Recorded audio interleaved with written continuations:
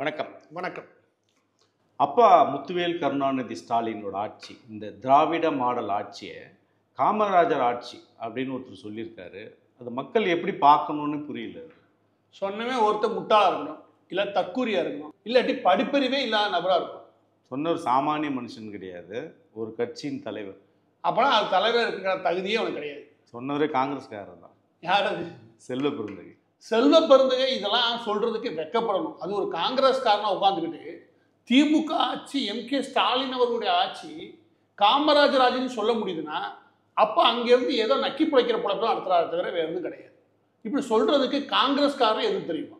காங்கிரஸ்காரங்களே இதையெல்லாம் கேட்டுட்டு சும்மா இருக்க மாட்டாங்க. உனக்குலாம் வேறு வெக்கமே கிடையாதா? நானாவது முதல்ல அவையவேன்னு சொன்னேன், அது சொல்லியிருக்க கூடாது. ஏன்னா ஒரு காங்கிரஸ் கட்சியினுடைய தலைவராக இருக்காரு. சொன்னது யாரும் தெரியாமல் அவையவேன்னு சொன்னேன்.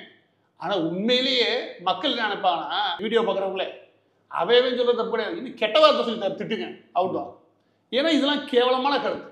திட்டா ஸ்டாலினே காமராஜர் தான் அப்படின்னு சொல்ல விட்டுருவாங்க. அந்த லெவலுக்கு செல்வ பெருந்தகை காங்கிரஸ் கட்சியை அறிவாலயத்துறை கொத்தடிமையாக மாற்றிக்கிருக்காரு. எனக்கு என்னமோ திமுக காரன் பரவாயில்ல பிறகு செல்வ பெருந்தகை தெரிஞ்சதெல்லாம் அந்த ஏரியாவில் எப்படி மாமூல் வசூல் பண்ணுறது, இருக்கிற எல்லா ஃபேக்டரியில் எப்படி தொழிலாளர்களை கட்டுப்படுத்தி அங்கேருந்து ஒரு மாமூலை வசூல் பண்ணுறது, கட்ட பஞ்சாயத்து தான் தான் வாழ்க்கையும் தெரியும் நபருக்கு காமராஜருக்கு தெரியறதுக்கான வாய்ப்புகள் கிடையாது. அதனால காங்கிரஸ் கட்சியுடைய தலைவராக போட்டதுக்கு காங்கிரஸ் கட்சி வெக்கப்படும். இப்போ செல்வ பெருந்தகை சொன்ன, அதாவது இந்த திராவிட மாடலில் வந்து காமராஜர் சொல்லும்போது நீங்கள் மறுக்கிறீங்க. எதன் அடிப்படையில் மறுக்கிறீங்க? இதில் நீங்கள் ரொம்ப சிம்பிளாக முடிக்கிறேன். ஏன்னா சொன்ன ஏகப்பட்ட லிஸ்ட் சொல்லணும். ஒட்டுமொத்த தமிழ்நாட்டுடைய கட்டமைப்பை பற்றி பேசணும்னா இருக்கிற எல்லா மினிஸ்டரை பற்றியும் பேசணும். இப்போ எல்லா மினிஸ்டரை பற்றி நான் பேச விரும்புகிறேன். ஒரே ஒரு எடுத்துக்காட்டு, அதாவது ஒரு பானை சோறுக்கு ஒரு சோறு பதம்ன்ற மாதிரி காமராஜர் அவருடைய ஆட்சியில் நடந்த ஒரு விஷயத்தை மட்டும் பேசணும். அது மக்களுக்கும் தெரிஞ்சுக்கணும். ஏன்னா அதோட கஷ்டமே என்னன்னு அப்போ தான் மக்களுக்கு தெரியும். அந்த காலகட்டத்தில் 56-60களில் ஒட்டுமொத்தமாக தமிழ்நாட்டுடைய பட்ஜெட் எவ்வளோ தெரியுமா? 60 கோடி கூட இருக்குது. 60 கோடி கூட கிடையாது. 50லேருந்து 60 கோடி இருந்தாலே பெருசு நம்ம கையில். அந்த காலத்தில் என்ன சொல்கிறா, மெட்ராஸ் பிரசிடென்சி என்ன சொல்கிறாருன்னா 11th ஸ்டாண்டர்ட் வரைக்கும் எல்லாத்துக்குமே கட்டாய கல்வி கொடுக்கணும் அப்படின்னு முடிவு பண்ணுறாரு. ஒரு 500 பள்ளிக்கூடங்கள் முதலாக திறக்கணும். அதுக்கப்புறம் பள்ளிக்கூடங்கள் தீவிரமாக விரிவுபடுத்தணும். அதற்கு முன்னுக்கு இந்த திருப்பூர் அவினாசி செட்டியார் உருவாக்கணும் அந்த கட்டமைப்பை முழுமையாக விரிவுபடுத்தணும் அப்படின்னு காமராஜர் முடிவு பண்ணுறாரு. முடிவு பண்ணும்போது பட்ஜெட் இல்லை. நீங்கள் என்ன வேணால் நினைக்கலாம், ஆனால் பட்ஜெட் இருந்தால் தான் நம்மளால் கட்ட முடியும். எல்லா இடத்துலையும் பள்ளிக்கூடங்கள் ஓப்பன் பண்ணி, அது மட்டும் கிடையாது, எல்லா குழந்தைகளுக்கும் சாப்பாடு இலவசம், சாப்பிடவாத வந்துருக்குன்றக்காண்டி அவர் முடிவு பண்ணுறாரு. அப்போ சாப்பாடை கொடுத்து ஒன்று சமத்துவத்தையும் உருவாக்கலாம். எல்லா பேரும் எல்லா ஜாதி மதங்களும் மறந்து எல்லாம் ஒரு இடத்துல வந்து சாப்பிடுற குழந்தைகள் மத்தியில் ஒரு சமத்துவத்தையும் உருவாக்கலாம், கல்வியும் கொடுத்துடலாம் அப்படின்றதுக்காக அவர் முடிவு பண்ணுறாரு. இது எல்லாரும் என்ன சொல்லுவாங்கன்னா, கல்வி கொடுத்தாரு, பள்ளிக்கூடம் கொடுத்தாங்களோ. நான் என்ன கேட்குறேன்னா, அந்த காலத்து பட்ஜெட்டே இல்லையே, எப்படி அவர் கல்வி கொடுத்தாரு? அதுக்காக அவர் என்ன பண்ணுவார், மதிய உணவு திட்டம் நான் ஃப்ரீயாக கொடுக்குறேன், அதோட சேர்த்து கல்வி கூடங்களை உருவாக்க விரும்புகிறேன். நான் என்ன பின்ன விரும்புகிறேன் அப்படின்னா, எங்களுக்கு பட்ஜெட் இல்லை, நிதி அமைச்சர் கேட்குறாரு, தமிழ்நாடு முழுவதும் கான்ஃபரன்ஸ் நடத்துறாரு. 133 கான்ஃபரன்ஸ் நடத்துவார் அந்த மனுஷன். 133 இடங்களில் போய் பேசுவார். எதுக்கு தெரியுமா? நான் காசு கேட்டு வந்திருக்கேன், நான் பிச்சை எடுத்து வந்திருக்கேன், தமிழ்நாட்டு குழந்தையெல்லாம் படித்து முன்னேறணும், அதுக்கு போய் எதுவும் வேலை பார்க்கக்கூடாது, அதுக்கு வேலை பார்க்கட்டும், அதுக்காக நான் பிச்சை எடுக்கிறேன். அந்த எளிய நடையிலே சொல்லுவாங்க. அது எப்படியா படித்தா பொழைச்சிக்குப்பா, அது படித்தா போதும், ஏதோ படிக்க வைக்கணும்ப்பா, பள்ளிக்கூடம் கட்டணும், அதுக்கு காசு கேட்டு வந்திருக்கிறேன். ஆசிரியர்கள் மத்தியில் சொல்லுவார், நீங்கள் எப்படியாவது குழந்தைகள் கொடுக்குறேன், படிக்க வச்சிருங்க, அதுக்கு பொழைச்சிக்குங்க, அதுக்கு படிக்கிறதுக்கான காசு இல்லையா, அதுக்கு நான் பிச்சை எடுக்கிறேன். உண்மையிலேயே பிச்சை தான் எடுத்தேன். 133 இடங்களில் போய் பேசினார். ஒரே வருஷத்தில் 6,57,00,000 வசூலாச்சு. 6,57,00,000 வச்சுதான் அந்த காலகட்டத்தில் அந்த 500 பள்ளிக்கூடங்கள் கட்ட ஆரம்பித்தார்.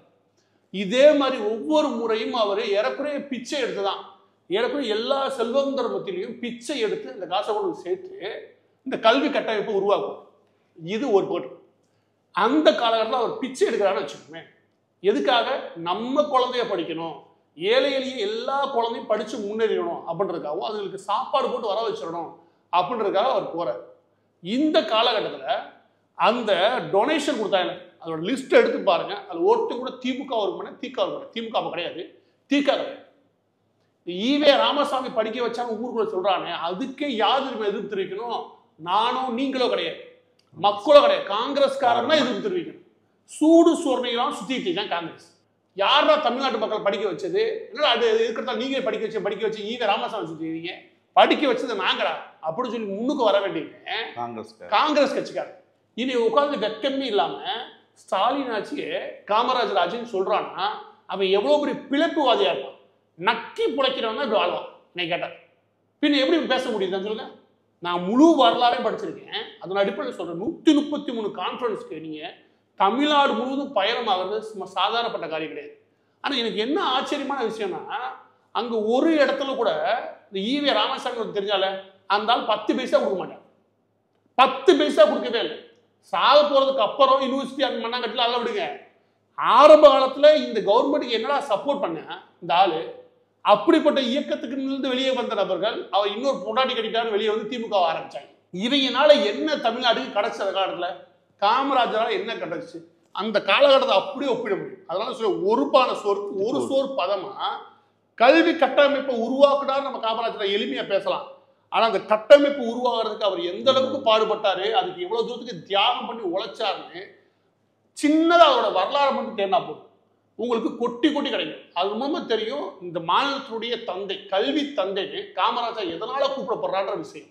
அப்படிப்பட்ட நிலைமையை உருவாக்கின காமராஜரை 2 நாளைக்கு முன்னாடி விழுப்புரம் பக்கத்துல பள்ளிக்கூடத்துல கூரை இடிஞ்சு விழுந்து குழந்தை மேல விழுந்து காயம் ஏற்படும்.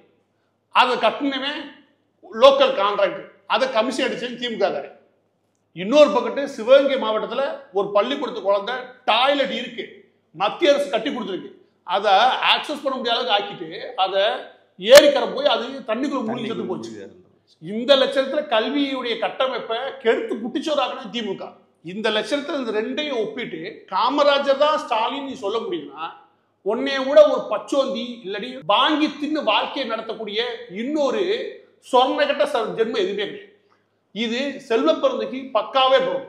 செல்வ பிறந்தையை பண்றது ரொம்ப கீழ்த்தரமான மட்டமான அரசியல். அவர் என்ன பண்ணிடலாம்னா, ஒன்னு நீ காங்கிரஸ்ல இருக்காரு போய் திமுக சேர்ந்து, இல்லாட்டி காங்கிரஸை கலைச்சு திமுக சேர்ந்து காங்கிரஸ் கட்சியை சேர்த்துரு.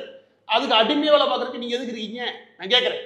இதே மாதிரி இண்டஸ்ட்ரியல் செக்டர்ல பேசலாம், இதே மாதிரி நீர் மேலாண்மையில பேசலாம், டேம் கட்டணப்பட்ட விஷயத்துல பேசலாம், இயற்கை சம்பந்தப்பட்ட விஷயத்தெல்லாம் பேசலாம், விவசாயம் சம்பந்தப்பட்ட விஷயத்துல பேசலாம். இண்டஸ்ட்ரியல் டெவலப்மெண்ட் மட்டும் கிடையாது, அதை தாண்டி ட்ரேடிங் இருக்குல்ல அதுல பேசலாம், ஹார்பர் பேசலாம். இது எல்லாத்துலேயுமே காமராஜர் பேச முடியும். 6ஆம் கிளாஸ் டிராப் அவுட் ஆனது, 6வது படிக்காம டிராப் அவுட் ஆன ஒரு மனுஷன் இவ்வளவு பண்ணிருக்கேன். உனக்கு படிச்சிருக்க அறிவு இருந்தா பேசுறியா?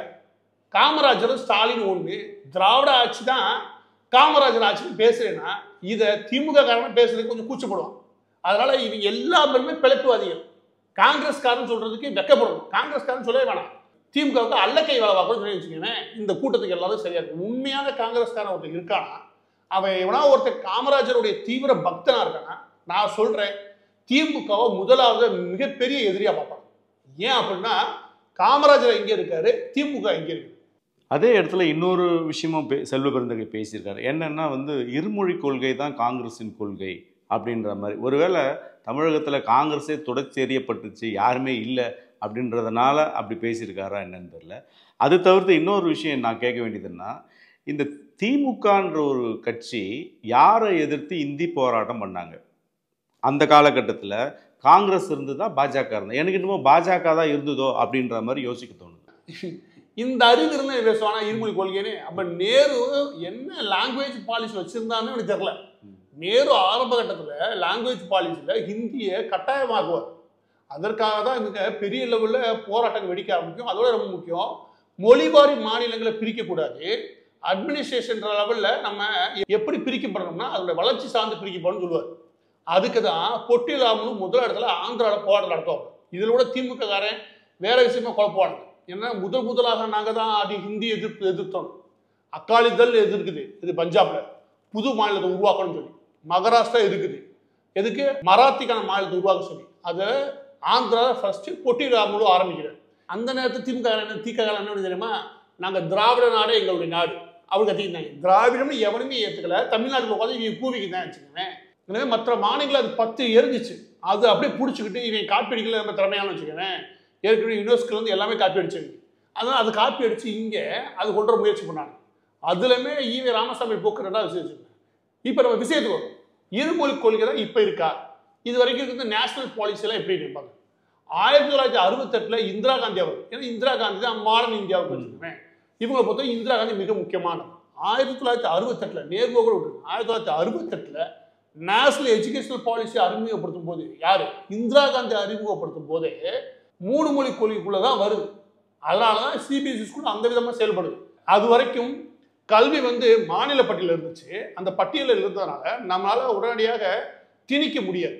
அவங்க என்ன முடிவு பண்றாங்களோ அதை எடுத்து 2 பேரும் சேர்ந்து ஆலோசனை பண்ணி தான் அதை உருவாக்கும். ஆனா அந்த மாநிலங்களின் பொதுப்பட்டியலில் இருந்த கல்வியை கொண்டு வந்து ஸ்டேட் கவர்மெண்ட் ஒட்டுமொத்த பவரை உருவாக்குறது இந்திரா காந்தி அவர்களுடைய எமர்ஜென்சி பீரியட். இது புரிஞ்சுக்கணும். அப்ப இந்திரா காந்தி உருவாக்குன நேஷனல் எஜுகேஷனல் பாலிசி அதை பத்தி இந்த கூமுட்டைக்கு அர்த்தம் தெரியல. ஓகே, எல்லா காலமுமே ஹிந்தியை சரியா கொண்டு போய் சேர்க்கறதுல தீவிரமா இருந்தது யாரு, இந்திரா காந்தி அவர்களுடைய அரசு. அதற்கு முன்ன இருக்கிற நேரு அவர்களுடைய அரசு எல்லா மாநிலங்களும் மொழிவாரி பிரிஞ்சதுக்கு அப்புறமே கூட அவர் என்ன முக்கியமான பேட்டி கொடுத்தாரு. அந்த பேட்டியை இந்த இது போல காங்கிரஸ் கூறியாங்கிறதுனால அவங்க எல்லாரும் சொல்லி என்னன்னா அவர் விஷயம் தெளிவுபடுத்தாரு. அந்த மொழிவாரி மாநிலங்கள் சம்பந்தப்பட்ட விஷயத்துல தன் தப்பான முடிவு எடுத்துறவங்க அவர் திருத்த ஆரம்பிக்கணும். அப்ப திருத்தும் போது ஒரு விஷயம் சொல்றாரு, அப்பவும் மும்மொழி கொள்கை சொல்றாரு. அது என்னன்னு சொல்றாருன்னா, நீங்க ரீஜனல் லாங்குவேஜ் படிச்சுக்கோங்க, இங்கிலீஷை கம்யூனிகேஷன் லாங்குவேஜை படிச்சுக்கோங்க, 3வது ஒரு மொழி ஒன்று இல்லையா, அதுல உங்களை அர்த்தத்தோட பேசுவார். நேரு அர்த்தத்தோட பேசுவார். அந்த நான் பாராட்டுவேன். நேரு சொல்லுவாருன்னா ஏதாவது ஒரு ஃபாரின் லாங்குவேஜ் படிக்கணும். அது ஏன் அப்படி சொல்லுவார் அப்படின்னா, அது எதனால சொல்றீங்கன்னு கேட்டதுக்கு அவர் சொல்லுவாருன்னா, இது பாருங்க, நீங்க இன்னொரு மொழியை தெரிஞ்சுக்கிறது மூலமாக அங்கிருந்த ஐடியாவையும் தெரிஞ்சுக்க முடியும். அவருடைய நோக்கம் நியாயமானது. அதாவது நீங்க ஜெர்மனியை கத்துக்கிட்டீங்கன்னா இங்க இருக்க புது புது ஐடியா என்ன இருக்குன்றதை நம்மளால தெரிஞ்சுக்க முடியும். அந்த ஐடியாவை நம்மளால உள்ள கொண்டு வர முடியும். நாம ஒரு வட்டத்துக்குள்ளே அடங்கி அதுக்குள்ளே தேங்கிடக்கூடாது. அப்ப ஏதாவது லாங்குவேஜை தேடி படிக்கிறதுக்கு பிள்ளைகளுக்கான அந்த வாய்ப்பு இருக்கு பாருங்க. நான் எனக்கு உருவாக்க சொல்லலை, என்னுடைய மகளுக்காக உருவாக்க சொல்லலை, எல்லா பேருக்கும் அந்த வாய்ப்பு கிடைக்குன்னு நான் சொல்லிட்டேன். அதுதான் அவர் மும்மொழி கொள்கையை வித்தியாசமா அவர் அப்ரோச் பண்ணுவாங்க. அதாவது ரீஜனல் லாங்குவேஜ் இருந்துக்கோங்க, பிராந்திய மொழிகளை, அதுக்கப்புறம் ஹிந்தி இருக்குன்னா உங்க இஷ்டம் அதை விட்டுருங்க, அதுக்கப்புறம் இருக்கிற மிக முக்கியமானது இங்கிலீஷ் வச்சுக்கோங்க கம்யூனிகேஷனுக்கு. அதை தாண்டி ஏதாவது ஒரு ஃபாரின் லாங்குவேஜாக நீங்கள் படிக்கிறது நல்லது அவர் சொல்லுவார். அதுக்கு காரணமே அங்கே இருக்கிற டெக்னாலஜிலேருந்து அங்கே இருக்கிற ஐடியாவிலேருந்து நம்மளால் எடுத்துக்க முடியும், அதை கிரகிக்க முடியுன்ற அவருடைய எண்ணம் நியாயமானது. அதில் எந்த தப்பும் கிடையவே கிடையாது. இதுதான் காங்கிரஸுடைய அடிநாள். அது மீண்டும் மீண்டும் எல்லா காலமும் காங்கிரஸ், இப்போ சமீபத்தில் சசி தரூர் அவர்கள் கூட ஒரு இடத்துல இதை ரொம்ப புத்திசாலித்தனமான நடவடிக்கை நேரு அவர்களுடைய நடவடிக்கை பாராட்டுவார். நேரு அவர்களுடைய ஒட்டுமொத்த நடவடிக்கையில் எல்லாரும் பாராட்டப்படக்கூடிய விஷயம் இந்த விஷயம். அதாவது வேறொரு நாட்டில் ஒரு மொழியை கற்றுக்கிறதுல நீங்கள் ஆர்வமாக இருக்கணும், அதற்கான வாய்ப்பு அரசாங்கமே உருவாக்கி கொடுக்கணும் மாணவர்களுக்கு. அதன் வழியாக அந்த நாட்டில் இருக்கிற ஐடியாவை நம்ம நாட்டிலே கடத்தி கொண்டு வர முடியும் அப்படின்னு அவருடைய நம்பிக்கை இருந்துச்சு. இது நேரு நம்புறதுக்கு ஒரு முக்கியமான காரணம் இருக்காது. என்ன அப்படின்னா, உலகம் முழுவதும் இருக்கக்கூடிய முக்கியமான ஆட்சியாளர்கள் எல்லாமே அவங்க செஞ்ச முதல் வேலைன்னா வேற வேற நாடுகள் இருக்கக்கூடிய அந்த படைப்புகள் இருக்கு இல்லையா, அதை ஃபுல்லாக அந்த புத்தகத்தை ஃபுல்லாக தன் நாடு கொண்டு வருவாங்க. அது ரொம்ப முக்கியமான விஷயம். ஏன்னா அறிவு கடத்தப்படணுன்றது. அதனால அவர் அந்த முடிவுக்கு வர்றாரு. இதுதான் 3 லாங்குவேஜ், அதாவது மும்மொழி கொள்கையில நேரு, அதுக்கப்புறம் இந்திரா காந்தி அவர்களுடைய நடவடிக்கை. இப்போ மோடி நரேந்திர மோடி அவர்கள் என்ன பண்றாருன்னா, அதை கொஞ்சம் வித்தியாசம் மாற்றி அந்த இடத்துல 3 மொழி கொள்கை. நீங்க வேறொரு வெளிநாடு விடுங்க, இந்த ஆங்கிலம் அதுக்கப்புறம் ரீஜனல் லாங்குவேஜ் படிச்சிங்க, 3வது ஒரு மொழி படிங்க. அந்த மொழி எந்த மொழி வேணாலும் விரும்பிக்கோங்க, ஆனால் இந்திய மொழிகளில் ஏதாவது ஒன்று படிக்கின்றது. இது திணிப்பு கிடையாது. ஃபர்ஸ்ட் திணிப்பு கிடையாது, மும்மொழி கொள்கை. அவ 3வது ஒரு மொழி ஏன் படிக்கணும், அந்த இடத்துலையும் நேரு இருக்கிறார். நேரு கடைசி காலங்களில் இப்படியா சொன்னார். அது என்ன அப்படின்னா, நீங்க டாமினன்ட் லாங்குவேஜ், அதாவது அதிகப்படியான மக்கள் பேசுறதுனாலேயே இன்னொரு மொழியை அழிச்சிடக்கூடாது. ஏன் எப்போ சொல்லுவாங்க, எப்பனா மொழிவாரி மாநிலங்களை பிரிச்சுட்டோம், அங்கே சிறுபான்மையின மக்களும் இருப்பாங்க மொழிவாரி. ஆமாம், அந்த அப்போ தெலுங்கு பேசக்கூடிய, கன்னடம் பேசக்கூடிய, இல்லாட்டி தமிழ் பேசக்கூடிய மக்கள் ஆந்திராவில் இருப்பாங்க, தமிழ் பேசக்கூடிய மக்கள் மகாராஷ்டிரா இருப்பாங்க. மொழி கொள்கையில மிக முக்கியமானது அவங்களுடைய தாய்மொழியை அவங்க படிக்கிறதுக்கு நம்ம அனுமதிக்கிறது. நாம ஒருவேளை மொழி வாரியாக மாநிலம் பிரிஞ்சாலுமே கூட நாம எதை மட்டும் மறுத்துடக்கூடாது அப்படின்னா, அவங்களுக்கு அந்த கல்வி படிக்கிறதுக்கான உரிமையை மறுத்துடக்கூடாதுன்னு சொல்லுவார். நல்லா புரிஞ்சுக்கணும். நீங்க அவர் என்ன சொன்னாரோ அதோடைய வேறு வடிவம் தான், எந்த பெரிய பிரச்சனை கிடையாது, அதோடைய வேறு வடிவம் தான் நரேந்திர மோடி அவர்கள் கொண்டு வருது. அது என்ன சொல்றாரு அப்படின்னா, நீ என்ன உங்களுக்கு வாய்ப்பு உருவாக்கணும், நீ ரீஜனல் லாங்குவேஜ்ல அதை படிக்காம நீ வெளியே வர வேண்டிய அவசியம் இல்லை. நீ ஒருவேளை ஆந்திராவில் இருக்க, தெலுங்கு படி. ஆனால் அங்கே கூட தமிழ் மக்கள் தமிழ் படிக்கணும்னு நினைச்சாங்கன்னா 3வது மொழியாக தமிழையும் படிக்கணுமே. அது டெல்லியில தான் தமிழ் படிக்க வாய்ப்பு இருக்கு, வெஸ்ட் பெங்காலில் தமிழ் படிக்க வாய்ப்பு இருக்கு. அது உனக்கு என்ன லாங்குவேஜ் விருப்பப்படுறீங்க மூன்றாவதோ அதில் இலக்கியம் இலக்கணம்னா போக விரும்பல. ஆனால் மூன்றாவது மொழியாக ஒரு லாங்குவேஜாவது கற்றுக்கணும். இதுதான் இந்த மும்மொழி கொள்கையோடைய விஷயம். அப்போ நேருவாகட்டும் இல்லாட்டி இந்திரா காந்தி ஆகட்டும் மொழிவாரி மாநிலங்கள் பிரிஞ்சதுக்கு அப்புறம் நேருடைய சிந்தனை ஆகட்டும் இது எல்லாம் இப்படி இருக்கும்போது இந்த செல்வ பிறந்தகை பேசுறது எவ்வளோ பெரிய முட்டாள்தனம் நீங்கள் சொல்லுங்க. அப்போ செல்வ பிறந்தகருக்கு காமராஜர் பற்றி விஷயம் தெரியலன்னா பரவாயில்ல, நேருவை பற்றியும் தெரியல. அப்போ எதுவுமே தெரியாம கல்லா கட்டி தெரியல. அதாவது ஒரே ஒரு விஷயம் திராவிட மாடல். திராவிட மாடல் தெரிஞ்ச ஒண்ணே அதுவும் தெரியாது அவனுக்கு. அது என்ன தெரியும்னா எப்படி திமுக காரனுக்கு நல்லா குழு குழு குழுன்னு ஐஸ் வச்சு நம்ம பொழப்பு நடத்துறது, எப்படி நம்ம கல்லா கட்டுறது, இந்த பொழப்பா தெரிஞ்சா அவங்களுக்கு எப்படி இதை பத்தி பேசுறதுக்கு அறிவு வரும். எனவே மும்மொழி கொள்கையை சார்ந்து செல்வ பிறந்தகையோடைய கருத்துன்றது காங்கிரஸ் உடைய அடிநாதம் கிடையாது. ஏன்னா அவர் நேருவையும் படிக்கல, இந்திரா காந்தி என்ன நினைச்சாங்கன்னு படிக்கல, நேருடைய புத்திசாலித்தனம் இருக்குல்ல அதை நம்ம பாராட்டணும். அதை பத்தி இவருக்கு தெரியல, சரி விடுங்க. லோக்கல் காமராஜரை பத்தி அவர் தெரிஞ்சுக்கிறானா அந்த அறிவும் கிடையாது. வெளிப்படையா சொல்லணும்னா உலகத்திலேயே ஒரு பெரிய பாவசைகள் எது கேட்டீங்கன்னு காமராஜரை ஸ்டாலின்ல ஒப்பிட்டதான். இவன் தான் ஒரு பெரிய பாவி. நாங்கள் அதே இடத்துல இன்னொன்று பேசுறாரு, மும்மொழி கொள்கை மூலயமா சான்ஸ்கிரிட் அண்ட் ஹிந்தியை திணிக்கிறாங்க மத்திய அரசாங்கம். இதை ஒரு பிராந்திய கட்சி திமுக அந்த மாதிரி ஒரு பிராந்திய கட்சி பேசினா கூட பரவாயில்ல, ஒரு அகில இந்திய கட்சி ஒரு தேசிய கட்சி மூன்றாவது மொழி மூலமாக கலாச்சாரத்தையும் சீரழிவு ஏற்படும், அதாவது தமிழ் மொழிக்கு கலாச்சாரத்துக்கு சீரழிவு ஏற்படும் சொல்றாரு. கலாச்சாரம் எங்கே பாதிக்கப்படும்? மெண்டலாக போயிட்டாங்க. இல்லை கலாச்சாரம் எங்கே பாதிக்கப்படுது? ரொம்ப தெளிவாக அந்த லாங்குவேஜ் பாலிசி சொல்லுது. நீ உன் மூணாவது மொழியில் இப்போ சிபிஎஸ்சி படிச்சிருக்க என்ன பண்ணுற, மும்மொழி கொள்கை படிச்சிருக்க என்ன பண்ணுற, அதே சிபிஎஸ்சி ஸ்கூலோடைய அதே இப்போ நீங்களே சொல்லுங்க, மனசாட்சியத்துக்கு சொல்லுங்க, இந்த வீடியோ பார்க்க எவனாலும் சொல்லுங்க, கேவியில் சீட்டு கேட்டு அலையாத நபர் உண்டா? ஏன் அலையிறீங்க? ஏன்னா அதோட ஸ்டாண்டர்டு கேட்டா அந்த ஸ்டாண்டர்டுக்கு எல்லா பிள்ளைகளுக்கும் வாய்ப்பை உருவாக்கும் நேரு நினைச்சாரு. அந்த வாய்ப்பை கொடுக்கறதுக்கு மோடியும் முயற்சி பண்றாருன்னா இங்க உட்காந்துக்கிட்டு அந்த முயற்சியை நீ திருச்சி பேசுறனா நீ எவ்வளோ பெரிய பொறுக்கி நான் கேட்குறேன். அதுல மூன்றாவது மொழியில கட்டாயம் ஏதாவது ஒன்று சான்ஸ்கிரிட்டா கொண்டு சேர்க்குறாங்க. உனக்கு தேவைன்னா படிச்சுக்கூடா, உனக்கு யாரு வேணாண்டா, அவனுக்கு வாய்ப்பை கொடுங்கடா. அந்த வாய்ப்பையே மறுக்கிற கேவியில் படிக்கக்கூடிய இல்லாட்டி இங்கே திமுக காரன் நடத்தக்கூடிய பள்ளிக்கூடங்களில் படிக்கக்கூடிய குழந்தைகளுக்கு இருக்கிற வாய்ப்பை 1 லட்சம் 2 லட்சம் படிக்கக்கூடிய அந்த வாய்ப்பை அவன் ஹிந்தி திரிப்பாரு. அந்த வாய்ப்பை ரொம்ப புத்திசாலித்தனமாக எல்லா குழந்தைகளுக்கும் கொண்டு போய் சேர்க்க நரேந்திர மோடி அவர் முயற்சி பண்ணா அதை சான்ஸ்கிரிட் கொண்டு போய் சேர்க்கலான்னு எந்த அடிப்படை அறிவும் இல்லாமல் பேசினா எவ்வளோ பெரிய துரோகத்தை இங்கே இருக்கக்கூடிய ஏழை எளிய மக்களுக்கு இங்கே பண்ணுறாங்க. எனவே இந்த மொழி விஷயத்தை பொறுத்த வரைக்கும் திமுக எடுக்கக்கூடிய ஸ்டாண்ட் ஆகட்டும் இல்லாட்டி அதுக்கு ஒத்து ஊதக்கூடிய செல்வ பெருந்தகை போன்ற காங்கிரஸ்காக இவங்க எல்லாருடைய பரப்புரையும் மக்களுக்கு புரியும் போது ஒட்டு மொத்தமாக தோல்வியை தரும். இப்போ உருவாக்கக்கூடிய 3 மொழி கொள்கைன்றது 100% ஆரோக்கியமானதை தவிர எந்த இடத்துலையும் குறை சொல்றது இல்லை. கடைசியாக ஒரு கேள்வி, மத சிறுபான்மையருக்கு எவ்வளவு முக்கியத்துவம் கொடுக்கணும் சிறுபான்மையர், அதுபோல மொழி சிறுபான்மையருக்கு இம்பார்ட்டன்ஸ் கொடுக்கணும். ரொம்ப நல்ல கேள்வி. மொழி சிறுபான்மையின மக்களுக்கு வாய்ப்பு கொடுக்கணும், அதான் திரும்ப சொல்றாரு. என்ன சொல்ற பாருங்க, மொழிவாரி மாநிலத்தை பிரிஞ்சதுக்கு அப்புறம் ஆதிக்க ஜாதினை பயன்படுத்துவார் யாரு, நேரு. எதனால அது சொல்றாருன்னா பெருவாரியான மக்கள் பேசுறதுனாலேயே அது ஆதிக்கம் போயிருது. இதுவும் ஆதிக்கம் தானே. ஆமா, இது ஆதிக்கம் தானே. ஒரு ஆந்திராக்குள்ள இருக்கேன், நான் தமிழ் படிக்கக்கூடாதுன்னா அதுவும் ஆதிக்க போக்கு தானே. இப்ப தமிழ்நாட்டுல இருக்காங்க, ஒருத்தர் உருது படிக்கக்கூடாதுன்னா அதுவும் ஆதிக்க போக்கு தான் சொல்லுவேன். ஆனா உருதை மட்டும் ஏத்துக்கணும், அது ரொம்ப முக்கியம். உருதை நீங்க ஏத்துப்பாங்க, உருது படிங்க, நாங்க உருதுலயே நாங்க பள்ளிக்கூடம் நடத்துறோம், அதுக்கு ஏத்துக்குவாங்க. அப்பெல்லாம் எவனும் கத்த மாட்டாங்க, அது 3வது மொழி தானே. அது ஆனா அது சிறுபான்மை மக்கள் ஓட்டு இருக்கு இல்லையா, அது வந்துடுவாங்க. அங்கே நான் திரும்ப சொல்றேன் கேளுங்க, இதுவும் ஒடுக்குமுறை தான், மொழி சார்ந்த ஒடுக்குமுறை. நீங்க மொழி சார்ந்த விஷயத்துல நான் தமிழ் ஓகே, இன்னொருத்தவங்க தெலுங்கா இருக்கிறாங்க அதனாலயே அவங்க தெலுங்கு படிக்கூடாது அப்படின்னு எப்படி நீங்க முட்டுக்கடை போட முடியும்? அவ்வளவு போடவே முடியாது. நீங்க மக்களுக்கு மொழிவாரி மாநிலங்கள் பிரிஞ்சு ஆச்சரியாத்தின் வழியாக நல்லது செய்ய வந்திருக்கீங்க. அதனாலே ஒரு ஒடுக்குமுறையை நீங்க அதன் வழியவே அமல்படுத்துறதுக்கு நீங்க வரல. அதான் சொல்றாரு நேரு, ஆதிக்க மொழிகள் இருக்கையா, அந்த ஆதிக்க மொழிகள்னால அந்த பகுதியில் சிறுபான்மையின மொழிகள் இருக்கையா அவங்களுக்கு அந்த வாய்ப்பை படிக்கிற வாய்ப்பை மறுத்துக்கூடாண்டாரு. ஆனா மறுத்தாங்க, இதுவும் தப்பு இல்லையா? எனவே நீங்க சொன்ன கேள்வி நியாயமானது. சிறுபான்மை மக்களுக்கான உரிமைகளை பாதுகாக்கணும். மதம் வாரி பேசும்போது சரியா பேசுறாங்க, ஆனா மொழி வாரி பேசும்போது நியாயத்தின் பக்கம் நிக்கிறதே கிடையாது. இது என்ன கிடையாது தப்பு. நன்றி.